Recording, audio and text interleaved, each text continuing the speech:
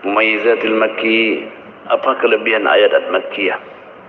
Ayat Makkiyah itu adalah ad-da'wah ila tauhid wa ibadatillah subhanahu wa ta'ala. Dakwah kepada prinsip meyakini Allah Tuhan yang Esa, Allahus Samad. Kepadanya kita bergantung dalam suka dan duka. Ketika orang banyak diberi, dia bersyukur. Ketika merasa kekurangan, dia bersabar. Pilar ini yang disebut dengan dua sayap burung yang terbang. Manusia dalam hidupnya laksana terbangnya burung. Burung kalau sayapnya berjalan dua dengan imbang, maka dia akan stabil dalam hidupnya.